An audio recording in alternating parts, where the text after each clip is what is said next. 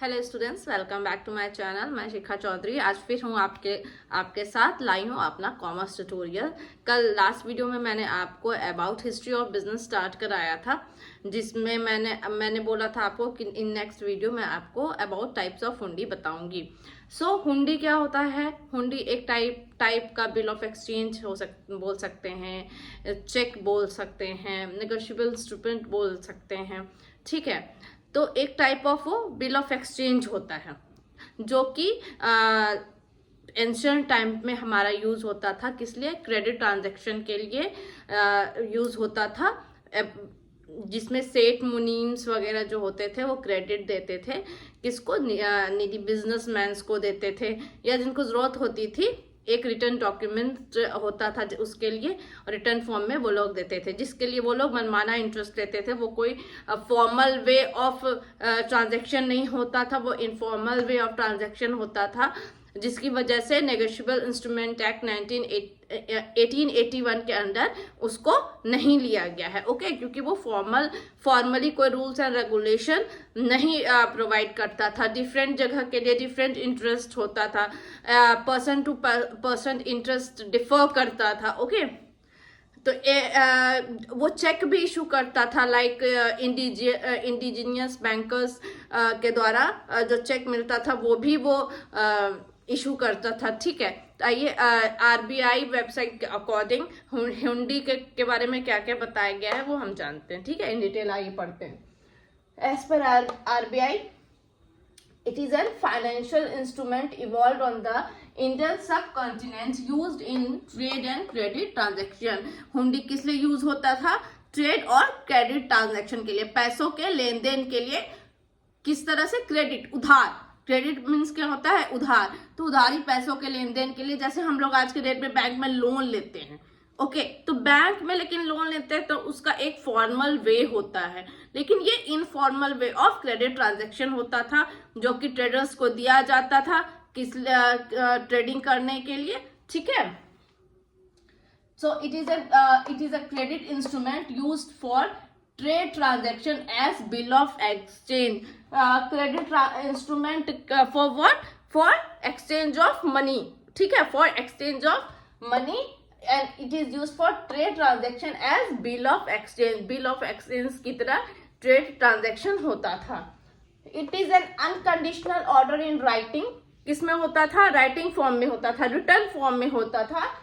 made by a person directing another person।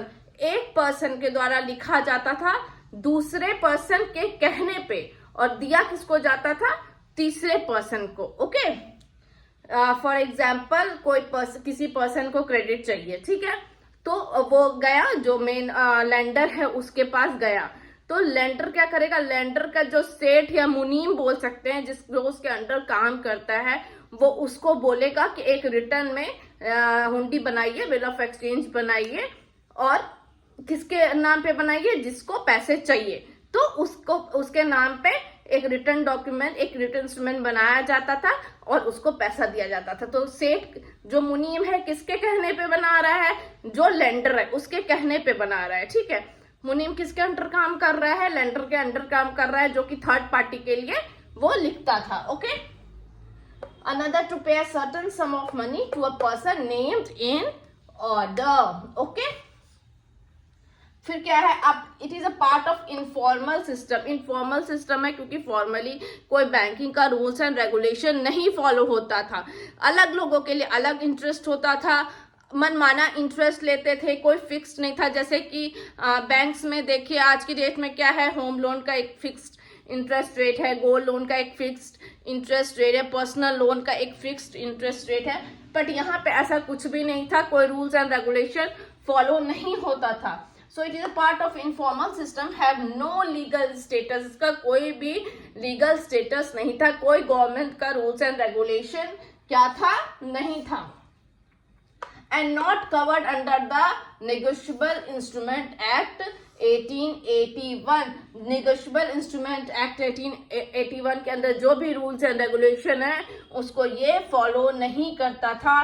It was an informal system of lending. ठीक है, informal system of giving credit transaction follow जो करता था, credit जो देता था, उसका कोई फॉर्मल रूल्स एंड रेगुलेशन नहीं था. Okay, more often used as equivalent of check issued by indigenous banker, although it was an bill of exchange की तरह वो यूज होता था, बट वो क्या करता था, चेक भी इशू करता था, जो कि इंडिजियस बैंकर्स जो चेक इशू करते थे उसके इक्विवेलेंट होता था.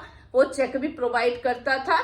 ठीक है, तो इसलिए बोला गया है that it is used as equivalence of cheque issued by indigenous bankers. Indigenous bankers के क्या सिग्निफिकेंस है, उसकी क्या लिमिटेशन है, उसके बारे में भी मैं आपको इन डिटेल्स अपने फर्दर वीडियोस में बताऊंगी. ठीक है, तो ये आपका क्या है, hundis as per RBI guideline. Hundi के बारे में क्या क्या भावनाएं, क्या क्या धाराएं हैं, वो सब मैंने आपको बताया. ठीक है, अब इसके नेक्स्ट वीडियो में मैं आपको टाइप्स ऑफ हुंडी के वेरियस टाइप्स है, उसके बारे में मैं आपको बताऊंगी. ठीक है, अगर आपको ये समझ में आए तो प्लीज मेरा चैनल लाइक कीजिए, शेयर कीजिए, सब्सक्राइब कीजिए. Thank you.